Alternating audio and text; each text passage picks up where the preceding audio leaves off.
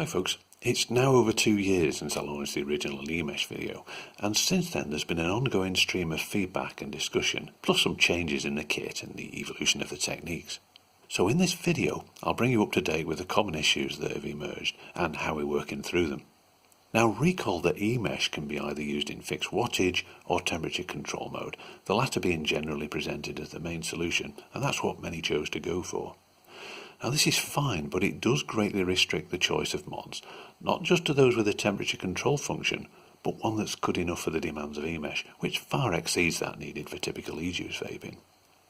And also, because temperature control is a really finicky principle on even the best devices, your mod will need to be capable of reading out real-time wattages during a fire cycle, so we can do those all-important confidence checks and hopefully avoid getting scalded lungs. Now the original Geek Vape Solo, original Mini, and a couple of other original Geek Vapes tick these boxes perfectly, and at a bargain price. Geek Vape are now making a later generation of these models, but sadly there's reported build quality issues, and the temperature control performance just isn't up to Emesh standards. About the Geek Vape L200, its temperature control works really well for my own Emesh use. However, it does appear to have quite a serious flaw which shows up when used in temperature control modes at higher wattage settings, like for example those we might use for sub-ohm vaping. If you want to know more, then further details are on my website, as will be any future updates on this. I'm also currently testing a Geek Vape Z50, and so far I'm quite impressed.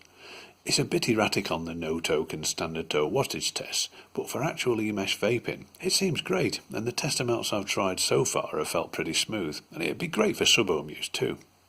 Sure, it's no solo replacement, but for the price, I'd say it's hard to go wrong.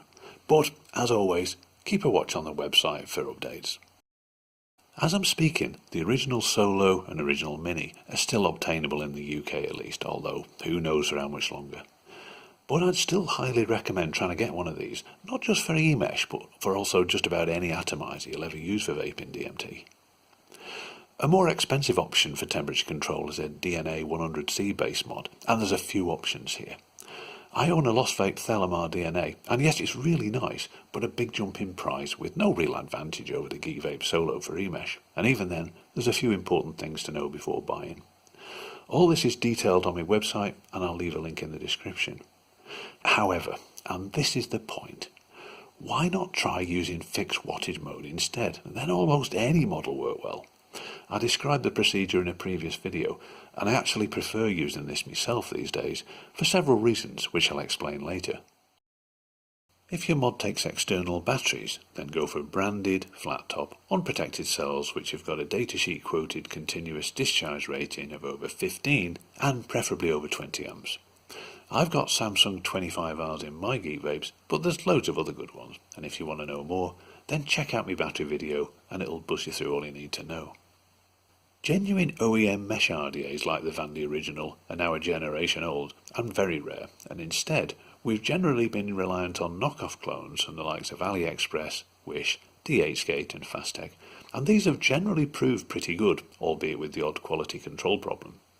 But more recently there are less encouraging signs emerging. Firstly, Fastech have ceased trading, so this option no longer exists. But there's another issue. Some vendors on the other outlets are currently dispatching a new and faulty batch of cloned Mesh Pro RDAs. There does appear to be a simple DIY fix for this, but whatever else, if your RDA turns out bad, then report back to the vendor with a polite explanation. And write a review, and also let me know so we can keep track of this via the Discord, where we set up a dedicated channel. Hopefully by the time you're watching this, the issues will be long resolved, but right now there's just no way of knowing. Knockoffs of the Vandy Vape Original, as shown in my previous Emesh videos, are available and they can do the job quite well, but even these have regularly reported problems, and owing to the limited scope for dismantling for that all-important cleaning and polishing, I'd instead recommend the Mesh Pro knockoff, notwithstanding the faulty batch issue I mentioned previously. Maybe a good option would be to consider ordering a few of these, perhaps even split between different vendors just to reduce the chances of being stuck with a dud. But the thing is, you get yourself a good one and you'll have a brilliant RDA that'll effortlessly take you deep into the multiverse for many years to come.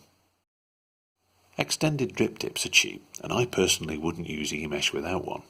They cool the vapour a bit, but just as importantly provide a buffer between your sensitive mouth and what might become an extremely hot mesh, especially if the temperature control fails. So get one around 65mm or longer, and an 810 version will go straight in without an adapter. And if you get a curved one, it'll help you keep the mod upright during a toke. But there's really nothing special about these, and a piece of generic tubing squeezed into the short driptip or similar, perhaps with a bit of hot water to soften it, will work just fine. The diameter of the tubing is going to depend on how you attach it, but why not take it down to your local hardware store, and then you can see what will fit into it. Now you might get a piece or two of unlabelled mesh with your knockoff RDA, and some folks have asked if they can use it, and my answer is possibly, but why not get some extra mesh of a known type and take the guesswork out of it? The Vape roll is still recommended, and if you're going for temperature control, then one of the SS316L variants is going to be essential, ideally the 150 or the 200, but the 300 will also suffice. But if you can't find the Vandy roll, then no problem, some generic woven stainless steel mesh sheeting will do just fine. But avoid the perforated mesh types like the Waterfall Next Mesh, or in fact any other non-woven stuff, because not only is it likely to be supplied in sizes which are too short and narrow, the holes in it will be likely so big that the molten DMT will fall right through it.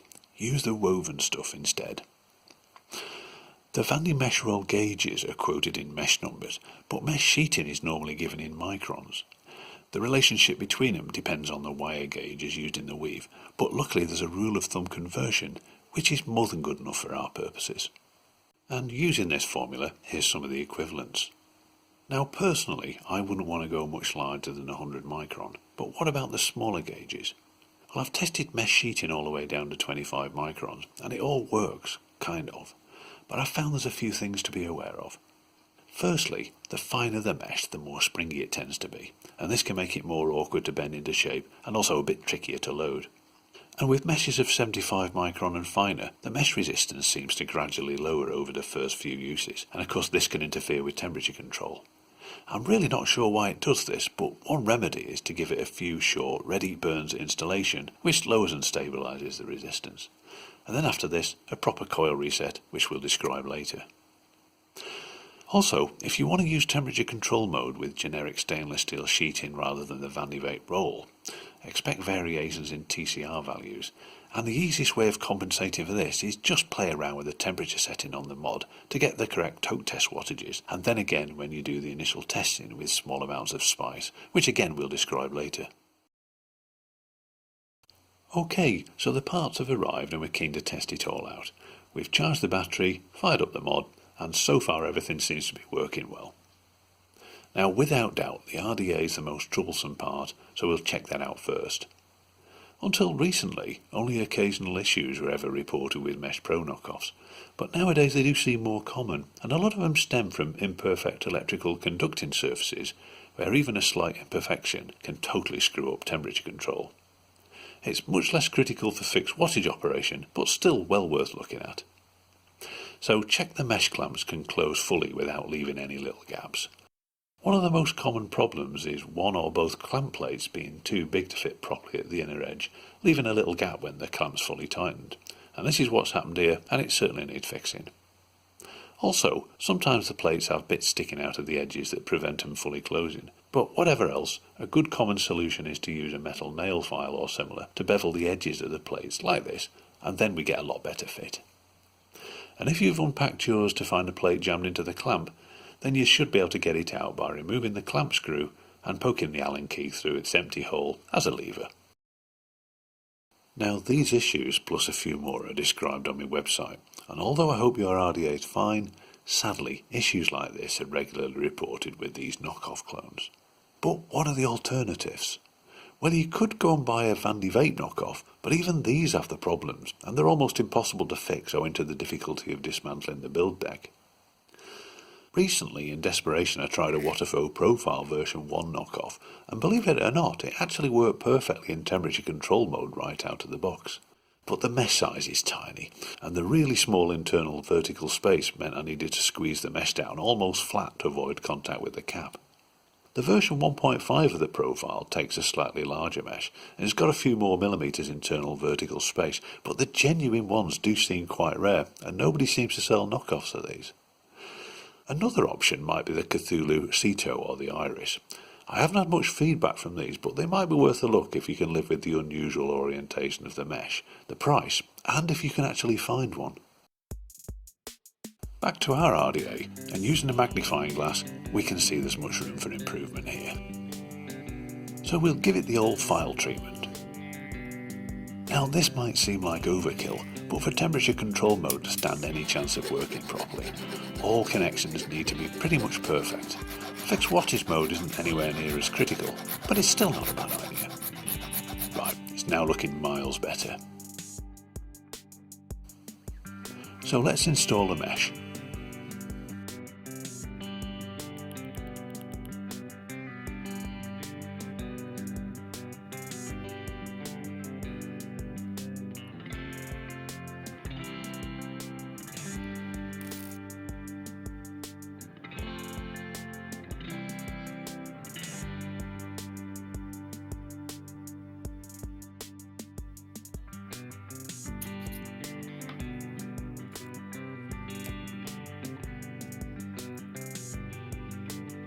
The mesh is now in, so let's give it a couple of red heat burns on 30 watts power mode.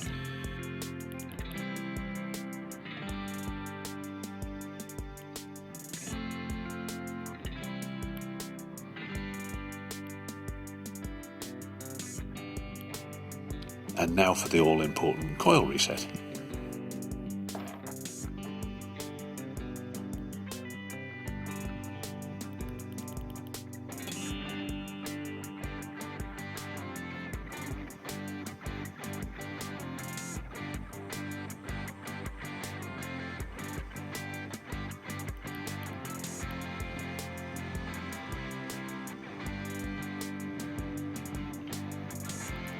Now we'll try the no-toke wattage test as described in the previous Emesh update video. And although a nice 5.5 watts is ideal, I actually notice sometimes it can drop and fluctuate between about 3 and 6, but this still seems okay. The standard toke test is a better indication of temperature control performance, so here we are assembling the RDA and we'll do that next. Okay, great, here we go. Now check out my previous Emesh troubleshooting video for details, but here we're basically checking the temperature control with a slow 10-second inhale and monitoring the in-toke wattage, looking for about 13 to 16 watts. Now if the wattage had been too high or low, or often just wavering around a lot, then the next job would be to strip down the RDA, give it a good clean and a gentle polish like this. Just a few points concerning vaping. If your lungs aren't used to vaping DMT, then even with a good setup and technique, it's probably going to feel harsh at first. If this is you, then forget tripping for now, just get your lungs acclimatised to the vapour, starting on less than 10 milligrams with short tokes, and gradually build up from there over a few weeks. And as I mentioned, I prefer using fixed wattage mode these days because I can easily control the temperature of the vapour during the toke by speeding it up to reduce heat and vice versa. And I can't really do this quite the same in temperature control mode because the mod adjusts the wattage up or down to maintain the temperature to offset whatever toking rate I'm using. Now 13 watts with a standard toke is still good for fixed wattage, but this is a beginner friendly starting suggestion, so don't be shy in experimenting around. What suits me best nowadays is a slightly higher wattage, say 15 to 17, and roughly a 6 to 7 second toke. But as I mentioned, I'll sometimes alter the toking rate to get the optimum feeling for the vapour temperature. Also, we've had it reported occasionally that even huge doses like 50 milligrams or more still might not have much effect. One dramatic remedy has been to increase the vapour temperature somehow, for example increasing the wattage in power mode. But be careful because as well as uncomfortable heat, things can get extremely intense very quickly. So if you're going to play with this then fine, but I say 10 milligrams is plenty for test purposes. Now what we've described in this video might sound like an almighty faff. I get that totally, and if you're thinking this then the answer's simple. Choose another vape tool instead. But for those who persevere, a reward awaits, which is what I still believe to be by far the most efficient way of getting the very deepest into the realms on the tiniest amounts of spice. There's plenty more I could say here, but all the information is on, well, guess where? You got it, the website. And there's always Emesh related gossip on the Discord, and you'd be most welcome to come over and join us. But for now, hope you found the video of interest, maximum respect, and I'll catch you again very soon. Bye bye.